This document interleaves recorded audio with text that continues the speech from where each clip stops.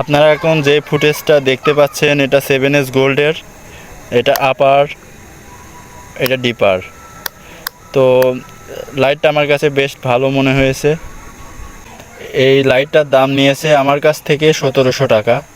তো অল্প টাকার ভিতরে ভালোই লাইট বলা যায় এটা।